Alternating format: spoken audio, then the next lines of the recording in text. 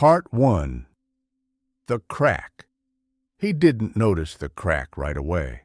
The house was old, a typical suburban house like thousands of others, light siding, a neat lawn, a porch with 2 steps. People live long and die quietly in houses like these. Michael bought it 10 years ago when he still believed that life was a straight line. Work, family, retirement. The crack ran from the corner of the living room upwards, thin as a fingernail scratch. It hadn't been there before, or maybe he just hadn't looked. Michael stood in the middle of the room with a cup of cold coffee and thought how strange it was. The house had started to fall apart precisely now, when he had turned 48. Sarah was sleeping upstairs. He knew this from the silence, that special heavy silence that descends when there are 2 people in the house, but there's no longer any conversation between them. Before, she would come down first in the mornings. She would turn on the coffee maker, leave her mug in the sink. Sometimes she would hum something wordlessly. Not anymore. Now she got up later, or earlier. He didn't know for sure. Michael brought the cup to his lips and winced. The coffee was cold, like yesterday, like the day before yesterday. There was an envelope in the garage. He knew it, although he tried not to think about it. White, with no return address. It had arrived 2 days ago, and since then Michael had been avoiding the garage, as if the letter might explode if he opened it in the wrong mood. He put the cup down on the table and ran his fingers along the wall. The plaster was dry. The crack was real. At that moment, the bedroom door slammed upstairs. Footsteps. Slow. Careful. "Michael?" Sarah's voice was even. Too even. "I'm here," he replied. She appeared on the stairs in a house sweater and old jeans. Her hair was carelessly pulled back. He used to like that. Now he only noticed the weariness in her face. "You didn't go for your run again," she said. Not a question. A statement. "I'll go later." She nodded, as if she'd checked something off an invisible list. "I'm going to see my mother today," Sarah said. "She needs help with some paperwork. Insurance, taxes, you know." Michael knew. He also knew that "I'm going to see her" could mean "I'll be staying until evening." "Okay," he said. They stood there for a few seconds. There was space between them. Physical space and another heavier kind. The kind that couldn't be measured in steps. "Did you open the letter?" Sarah asked without looking at him. There it was. "What letter?" he answered too quickly. She looked up, looked at him intently, the way people look when they already know the answer. "The one that came addressed to you, without a company stamp, without a logo." Michael felt his shoulders tense. Not yet. "You always do this," she said softly. "You wait, as if you don't open it, it will disappear." "And you always pressure me," he replied more sharply than he intended. Silence. Again. Sarah exhaled slowly. "I'm not pressuring you," she said. "I'm just tired of living in uncertainty." The phrase hung in the air. Michael wanted to say something right, something that would hold them together, but the words wouldn't come. "I'll be back by evening," she said, and went to the door. He heard the lock click. The car started, drove away. The house was quiet again. Michael sat down on the sofa and looked at the crack. It seemed longer than it had this morning. The garage smelled of dust and machine oil. The envelope lay on the workbench just as it had 2 days ago. White. Heavy. He picked it up. The paper was thick, expensive. Inside, there was a single sheet of paper, just 1 sentence. Michael read it twice. Then he sat down right on the cold concrete floor, because The letter said what he feared most. The past hadn't stayed in the past. And now it had returned, not for apologies, but for debts to be paid. Part 1.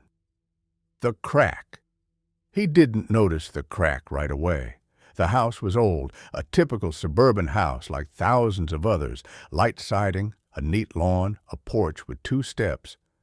People live long and die quietly in houses like these. Michael bought it 10 years ago when he still believed that life was a straight line. Work, family, retirement. The crack ran from the corner of the living room upwards, thin as a fingernail scratch. It hadn't been there before, or maybe he just hadn't looked. Michael stood in the middle of the room with a cup of cold coffee and thought how strange it was.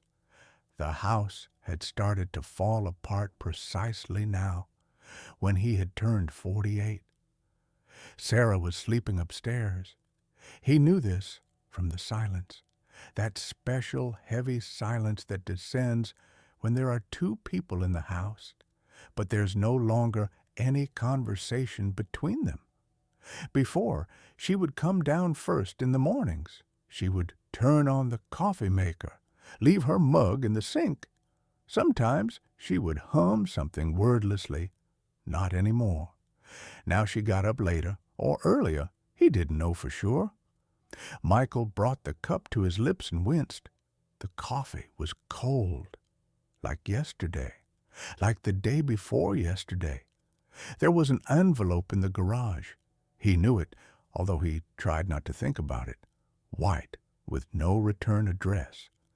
It had arrived 2 days ago, and since then Michael had been avoiding the garage, as if the letter might explode if he opened it in the wrong mood. He put the cup down on the table and ran his fingers along the wall. The plaster was dry. The crack was real. At that moment, the bedroom door slammed upstairs. Footsteps. Slow. Careful. "Michael?" Sarah's voice was even. Too even. "I'm here," he replied. She appeared on the stairs in a house sweater and old jeans. Her hair was carelessly pulled back. He used to like that. Now he only noticed the weariness in her face. "You didn't go for your run again," she said. Not a question. A statement. "I'll go later." She nodded, as if she'd checked something off an invisible list. "I'm going to see my mother today," Sarah said. "She needs help with some paperwork. Insurance, taxes, you know." Michael knew. He also knew that "I'm going to see her" could mean "I'll be staying until evening." "Okay," he said. They stood there for a few seconds. There was space between them. Physical space and another heavier kind. The kind that couldn't be measured in steps. "Did you open the letter?" Sarah asked without looking at him. There it was. "What letter?" he answered too quickly. She looked up, looked at him intently, the way people look when they already know the answer. "The one that came addressed to you, without a company stamp, without a logo." Michael felt his shoulders tense. Not yet. "You always do this," she said softly. "You wait, as if you don't open it, it will disappear." "And you always pressure me," he replied more sharply than he intended. Silence. Again. Sarah exhaled slowly. "I'm not pressuring you," she said. "I'm just tired of living in uncertainty." The phrase hung in the air. Michael wanted to say something right, something that would hold them together, but the words wouldn't come. "I'll be back by evening," she said, and went to the door. He heard the lock click. The car started, drove away. The house was quiet again. Michael sat down on the sofa and looked at the crack. It seemed longer than it had this morning.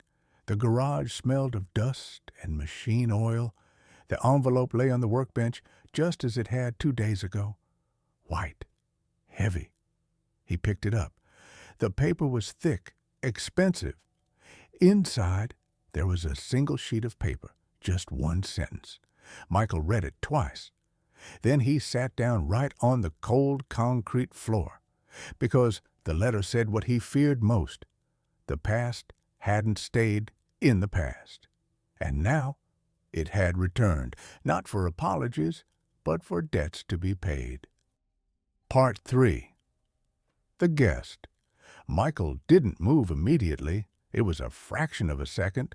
But it's in such seconds that a person understands that the past knows how to wait. The doorbell rang a third time. Patient, confident, not demanding, but knowing. Sarah was the first to take a step toward the door. "Wait," Michael said too sharply. She turned around. "What?" He opened his mouth and closed it. There was nothing to explain. At least, not now. "I'll get it," he added more quietly. He walked to the door, feeling each movement more difficult than usual. His palm rested on the doorknob, cold, metallic, real. Michael opened it. A man in his 60s stood on the threshold. A neat coat, a restrained style, gray hair that didn't try to look younger than it was. In his hands, a leather folder, not cheap, not ostentatious. And the gaze, calm, attentive, the kind of look people have who have long since stopped rushing. "Michael Hayes," he said. It wasn't a question. Michael swallowed. "Yes." The man nodded slightly, as if a check mark had been placed on a list. "My name is Richard Blake. We know each other, although perhaps you preferred to forget." Sarah appeared behind Michael. He felt it without turning around. "Come in," he finally said, and stepped aside. Richard entered, looked around without curiosity, as if he had been here many times before. Mentally, he took off his coat and carefully hung it on the back of a chair. "You have a cozy place," he remarked. "It's clear you put in the effort." Sarah frowned. "Do we know each other?" she asked. Richard turned to her and smiled slightly, politely, distantly. "Not yet, but I think that's easily remedied." He sat down without waiting for an invitation and placed the folder on the table. "I won't take up much of your time," he said. "I prefer to be concise." Michael sat down opposite him. His heart was beating irregularly, but his voice, when he spoke, was calm. "Why have you come?" Richard opened the folder. Inside were copies of documents, signatures, dates, old logos of companies that no longer existed. "Because something has surfaced," he replied, "and someone has decided that responsibility should be distributed fairly." Sarah leaned forward. "What are you talking about?" Richard glanced at Michael. "Do you want me to explain, or will you do it yourself?" Michael closed his eyes for a second, then opened them. "That was a long time ago," he said. "Before you, before the house, before all of this." "What is this?" Sarah persisted. "Financial schemes," Richard said calmly. "Nothing sensational, but enough to interest the right people if they wanted to." The room fell silent. Even the refrigerator stopped humming, or so it seemed. "And what do you want?" Sarah asked. Richard folded his hands. "For Mr. Hayes to help close the matter, with money or with participation, the choice is his." Michael chuckled. "You know I don't have that kind of money." "I know," Richard nodded. "That's why the second option is preferable." "Which one?" "To return." The word hung in the air like the smell of gas, unobtrusive but dangerous. "I got out of that," Michael said. "Legally." "Formally," Richard corrected. "But formalities are a flexible thing." Sarah stood up abruptly. "Are you threatening me?" Richard looked at her intently. "No. I'm suggesting we solve the problem before it becomes public." He closed the folder. You have time to think. 3 days. After that, the choice will be made for you. He stood up and put on his coat. Michael, he added at the door, you've done well for yourself. It would be a shame to lose everything because of old mistakes. The door closed. The house became too quiet. Sarah slowly turned to her husband. Tell me the truth, she said. Now. Michael looked at the woman he had lived with for 15 years and understood. If he lied again, no amount of money or schemes would save him. I'm not who you thought I was, he said, but I really wanted to be. Sarah sank into a chair. And what are you going to do? Michael was silent for a long time. Then he answered, Fix things, even if it's too late. Part 4. What isn't talked about? The night in the house was sleepless, not because it was noisy. On the contrary, the silence had become too thick, almost tangible. Michael lay on his back, staring at the ceiling. Sarah turned away towards the window. They didn't touch each other, but they felt each other's presence more strongly than on any other night. How long? She finally asked. What? How many years have you been hiding this from me? He exhaled. Almost the whole time. Sarah nodded, without hysteria, without screaming. This was worse. I always felt that you were holding something inside, she said. I just didn't think it was this much. Michael sat up in bed. I didn't want to bring this into our lives. But it came anyway, she replied, on its own. He said nothing. Arguing was pointless. In the morning, Michael drove to work, but never made it to the office. He stopped in the parking lot of an old shopping mall that had long since lost its tenants and purpose.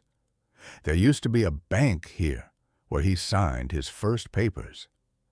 This is where what he called an opportunity, and later a mistake, began. His phone vibrated. Richard Blake. Michael didn't answer immediately. Then he finally accepted the call. I'm listening. You've always been a reasonable man, Michael, Richard said. I hope you'll remain so. What does return mean? Michael asked. Specifically, a pause. Consultations, access, old contacts, nothing that would attract attention. And if I refuse? Then the documents will surface, and then it's up to chance. Michael closed his eyes. I have a family. That's precisely why you'll agree, Richard replied calmly. The call ended. That same day, Michael didn't go home immediately. He sat in his car for a long time, remembering the people he had diligently erased from his memory. Faces, offices, signatures, nighttime conversations where numbers sounded more important than human names. When he returned, Sarah was waiting for him in the kitchen. A notebook lay in front of her. I want to know everything, she said, without pretty words, without excuses.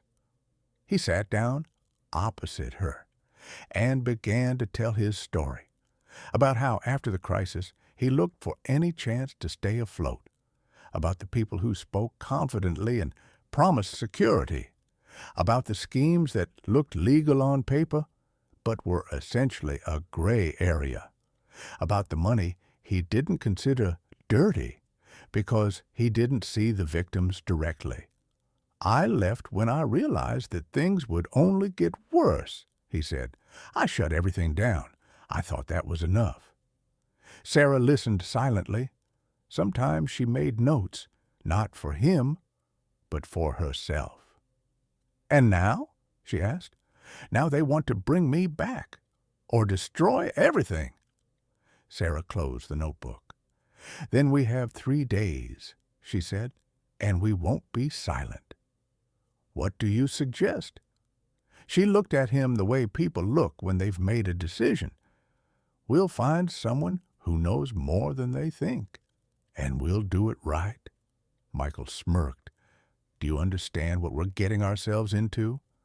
I understand, Sarah replied, that if we don't do anything, everything will be decided for us. For the first time in a long time, Michael felt not fear, but direction. The next morning, he dialed a number he hadn't used in over 10 years. Ringing. 1, 2. Hello? A familiar voice answered.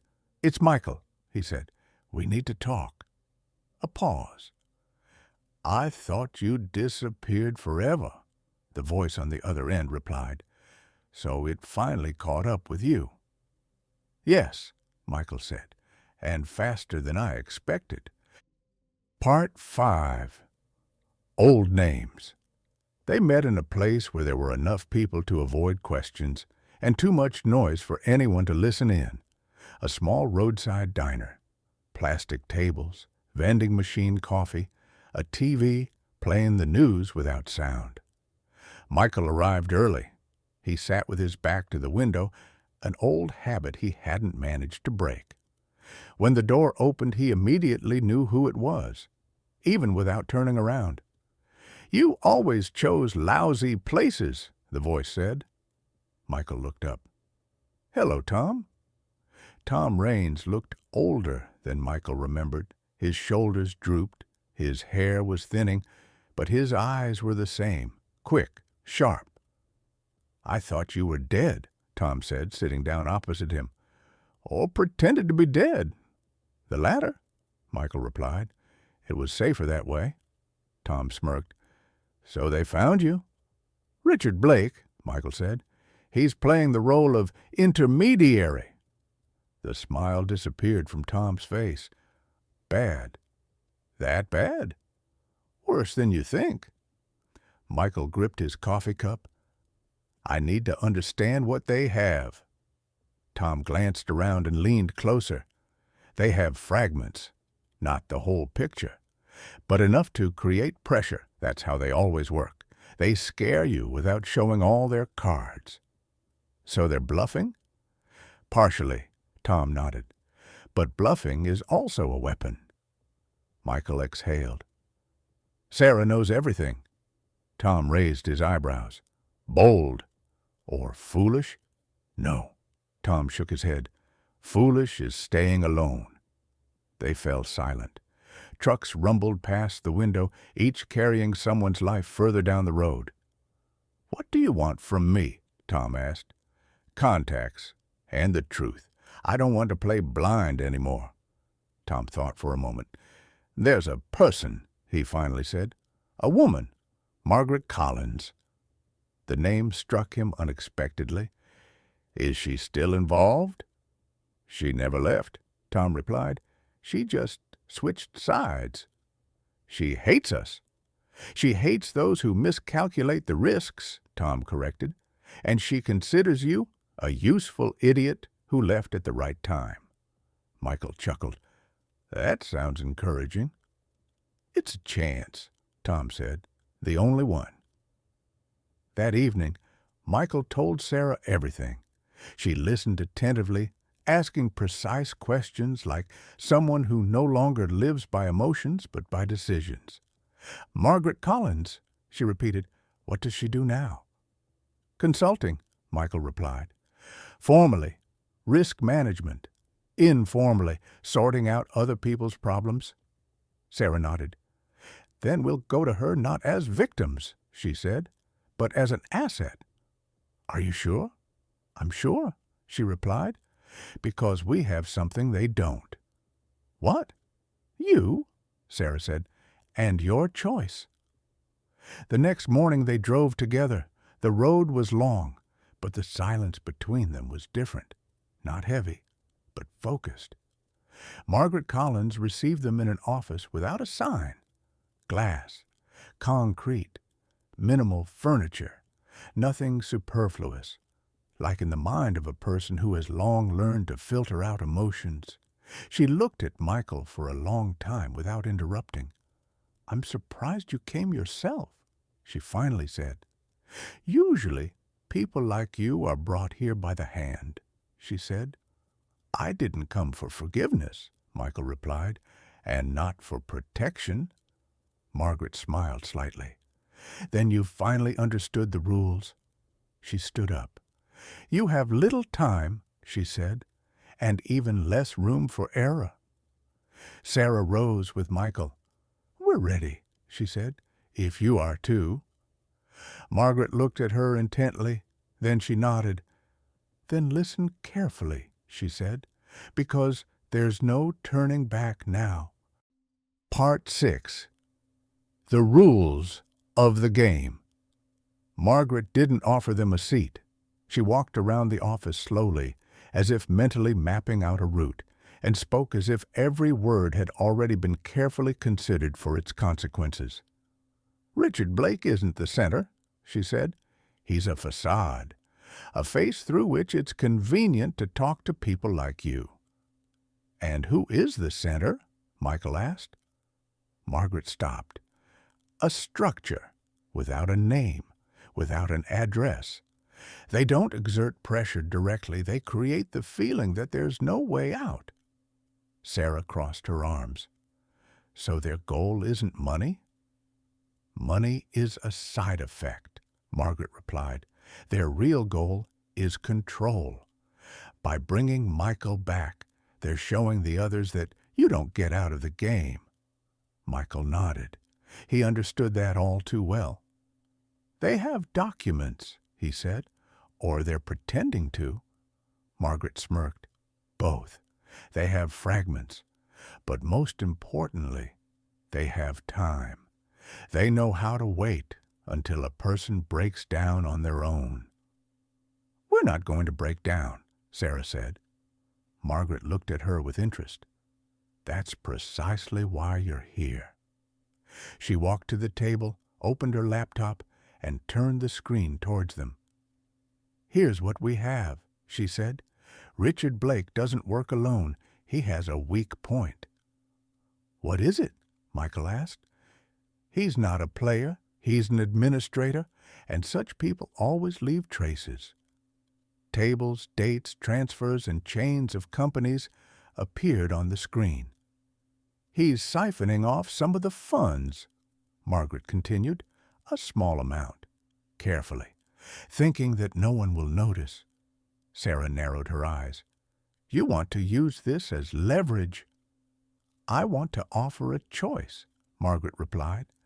The same choice he's offering you. Michael felt the tension in his chest give way to a cold clarity.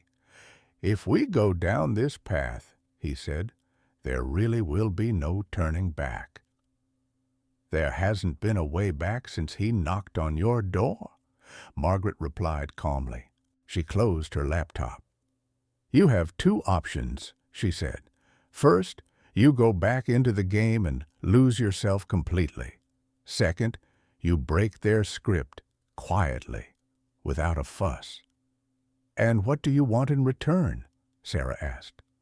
For the first time, Margaret looked at her without distance. Honesty, she said, and a willingness to go all the way. Michael looked at Sarah. She didn't look away. We agree, he said. Margaret nodded. Then listen further. For the next few hours they talked about details, not about feelings, about steps, about meetings, about who should say what, where to be silent, where to push. When they left, it was already dark outside. Do you understand what we're doing? Michael asked when they got into the car.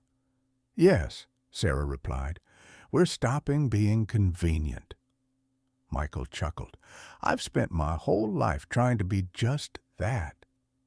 Then it's time to try something different, she said. Michael's phone vibrated. A message. Richard Blake. I hope you made the right decision. Tomorrow at 10. No delays. Michael looked at the screen and put his phone away.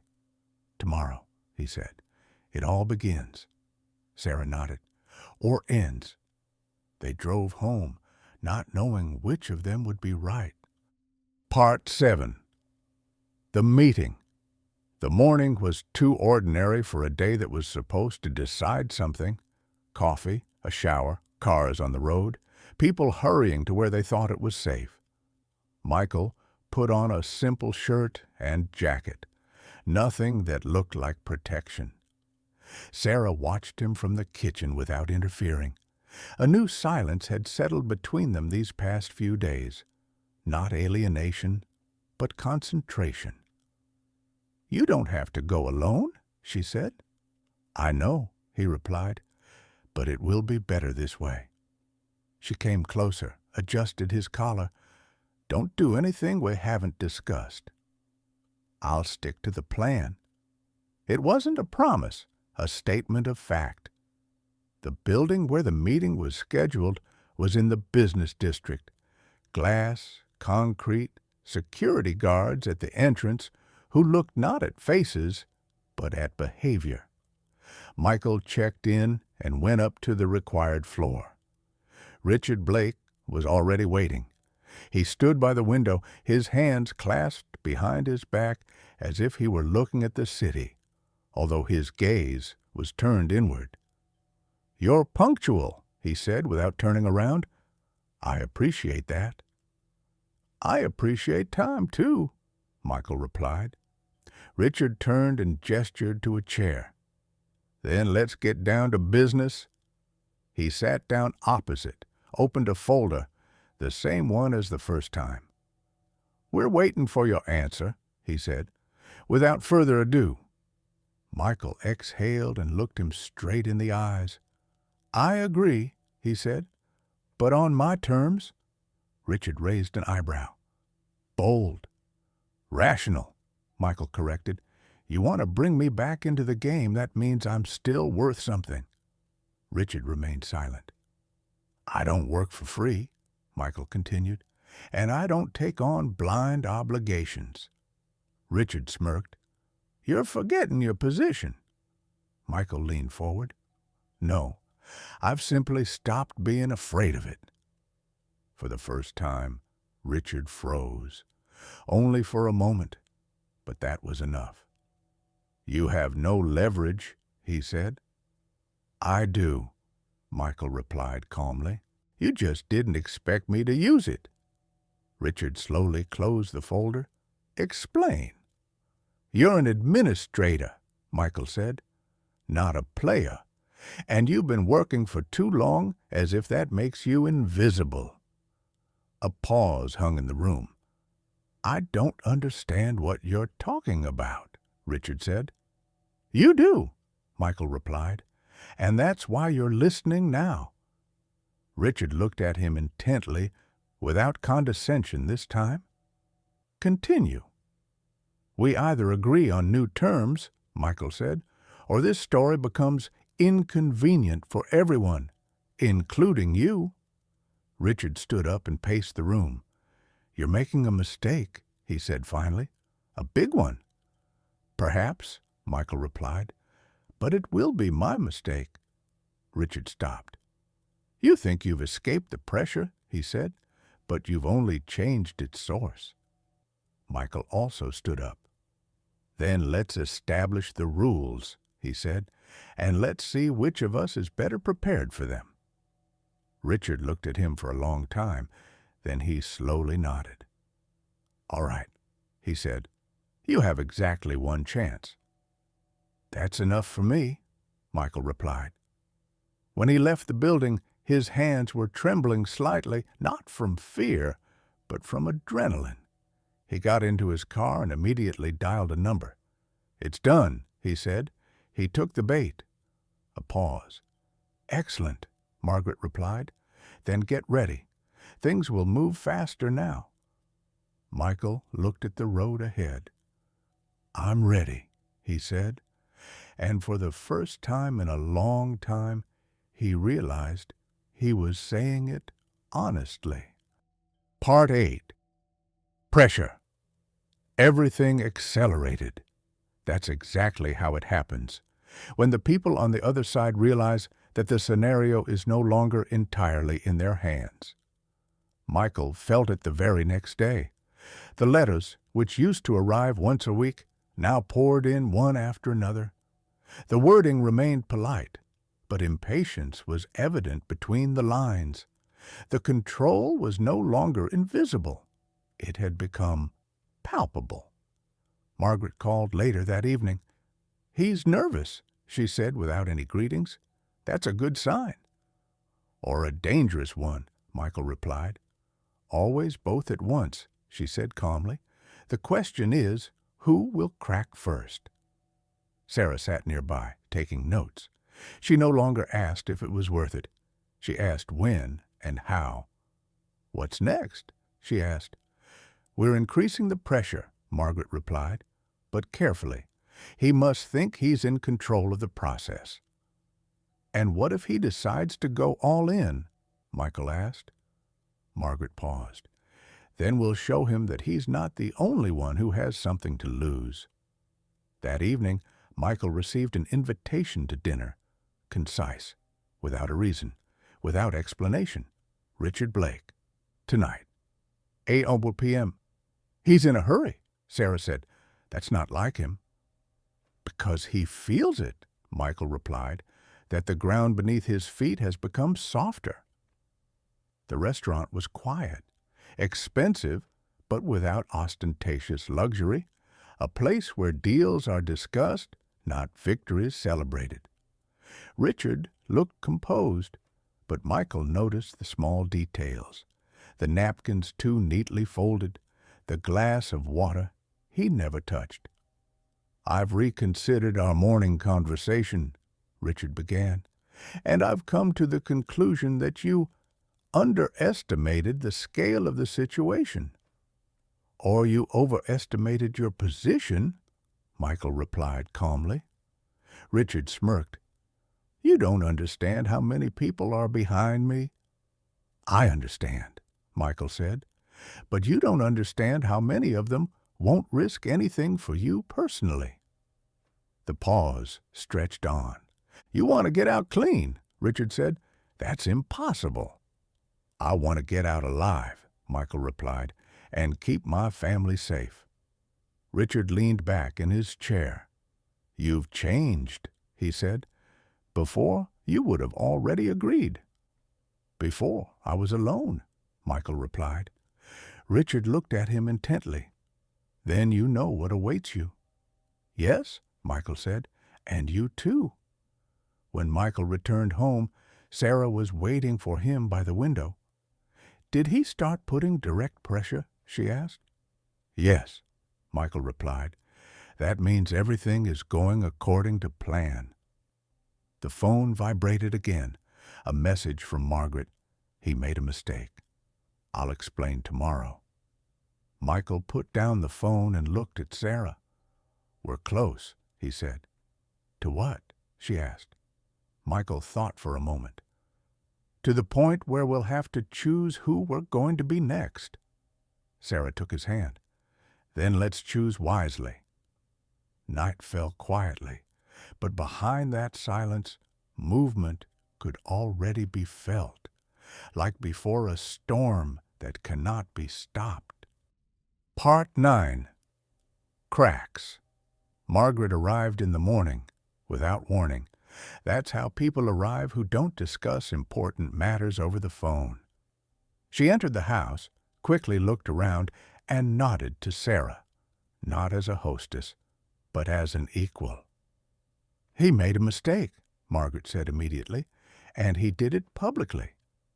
"Explain," Michael said.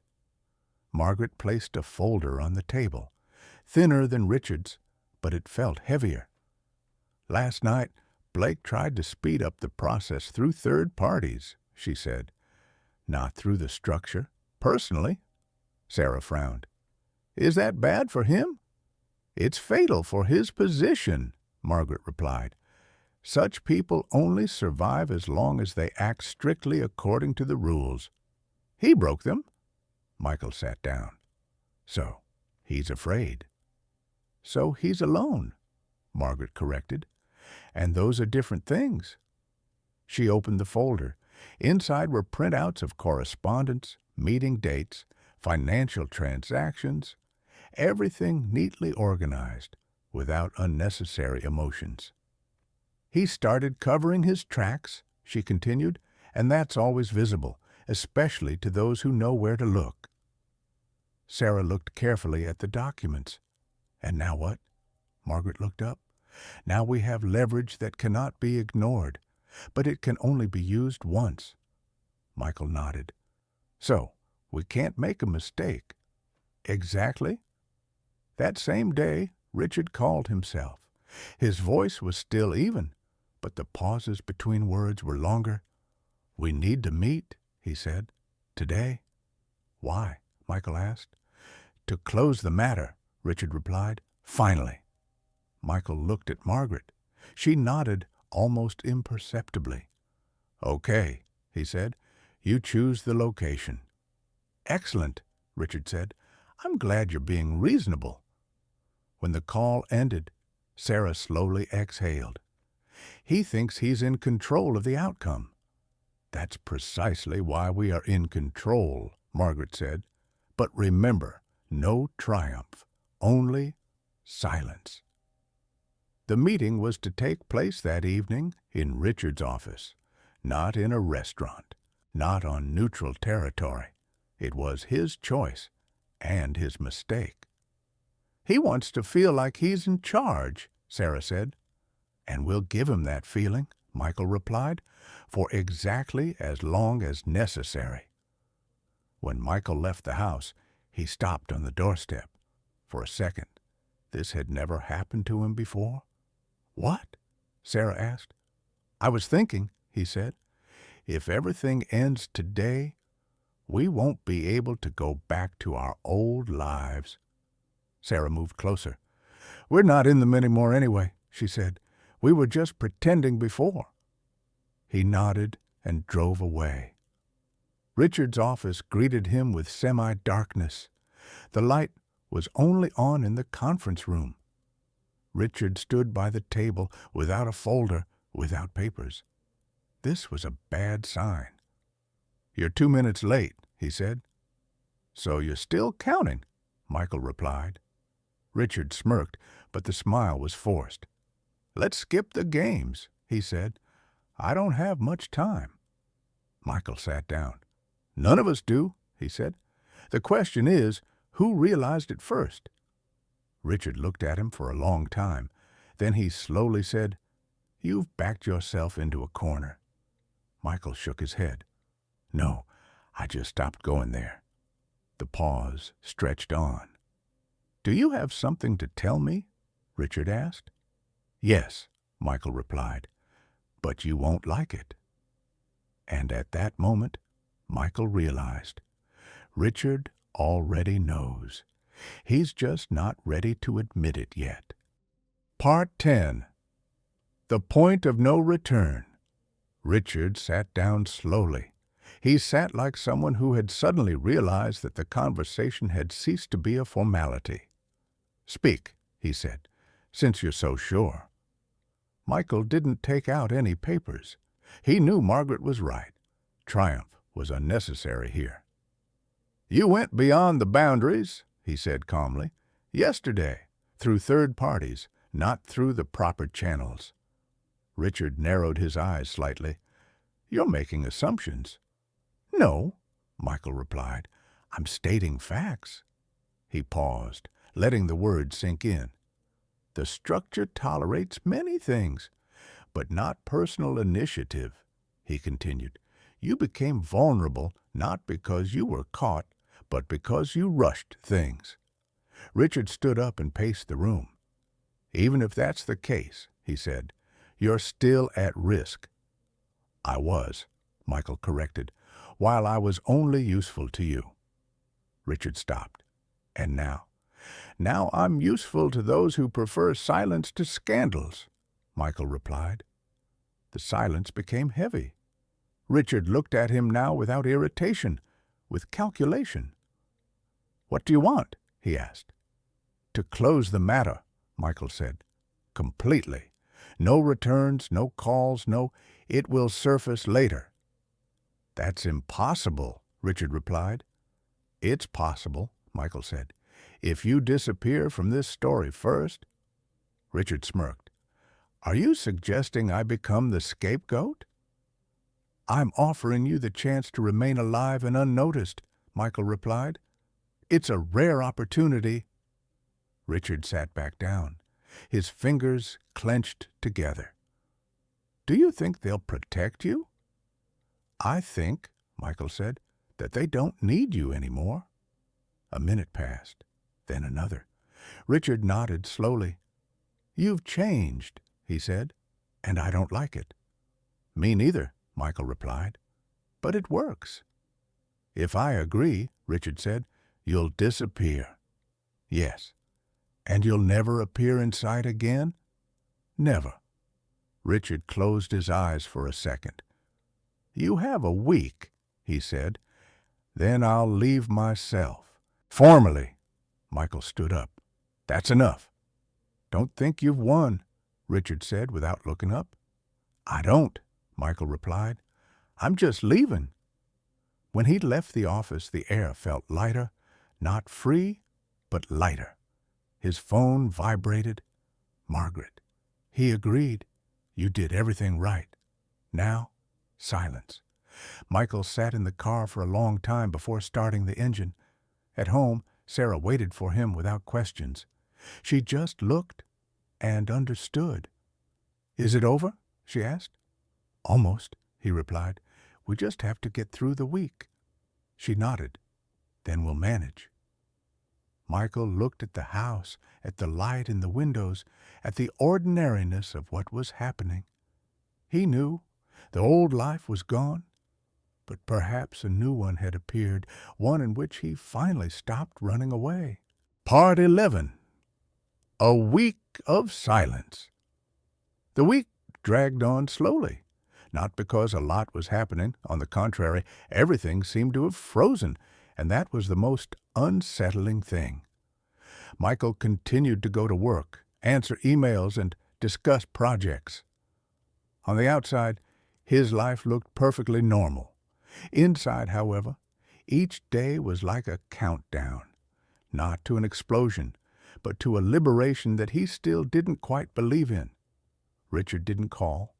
No one wrote. This silence was part of the deal.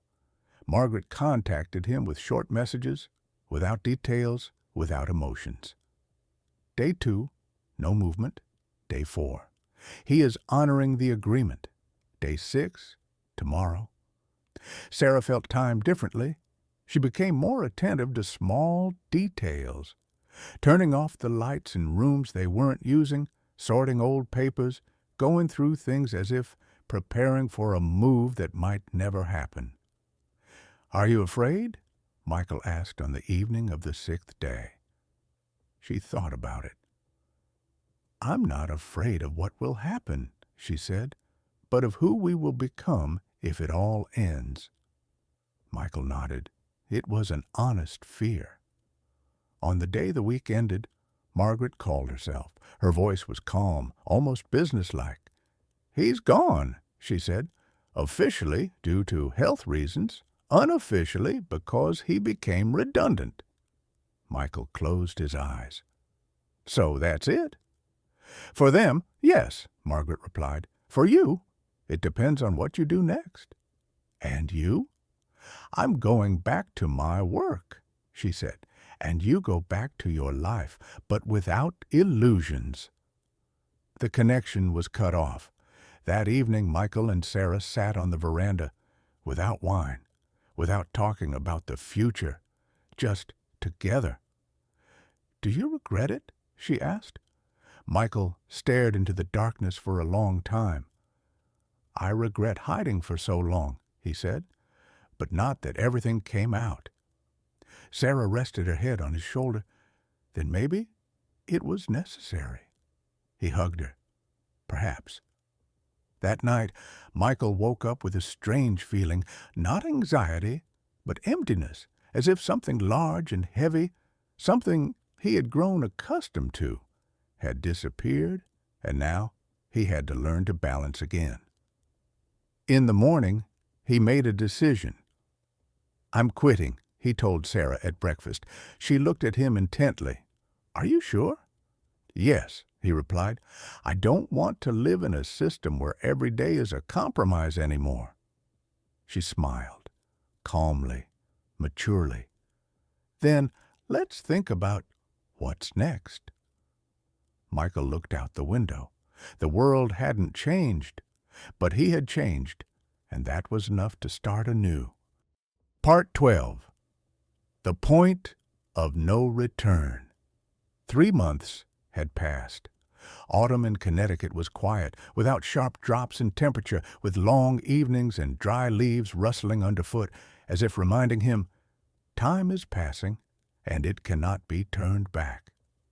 Michael no longer worked for the corporation. At first, he caught himself feeling a strange sense of guilt, as if he were playing truant, as if the phone would ring any minute and someone would ask where he had disappeared to. But the phone remained silent. The system to which he had dedicated 20 years of his life didn't miss him. He started consulting, selectively, only for those he knew personally and trusted. Without politics, without shady schemes, without hidden agendas. There was less money, more breathing room.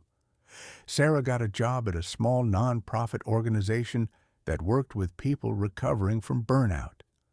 The irony was almost mocking, but she accepted it calmly. Sometimes, what one has experienced is precisely what makes a person useful to others. Richard was no longer written about. His name disappeared from the news as quickly as it had appeared. Formally, a heart attack. Informally, no one asked questions. Margaret sent a letter, a paper one, short.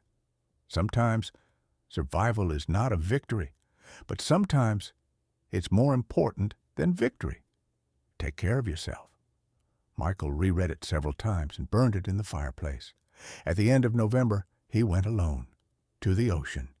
Not for business, not for answers. Just to see if he could be alone with himself and not feel fear. Sitting on the cold sand, he understood. The worst had already happened back then, earlier, when he had betrayed himself for years by agreeing to remain silent. Now, it was different. In the evening, he returned home and found Sarah at the kitchen table. She looked at the old photographs, the ones where they were still a convenient couple. The right smiles, corporate dinners, other people's expectations. You know, she said without looking up, I've realized something. What? We weren't living badly back then. We just weren't living our own lives. Michael sat down opposite her. And what do we do about that? She looked at him, maturely, without illusions, without fear. Live on consciously, without trying to bring back the past and without fearing the future. He nodded. That evening, they didn't talk about plans. They didn't strategize. They simply were together, without debts, without blackmail, without invisible observers.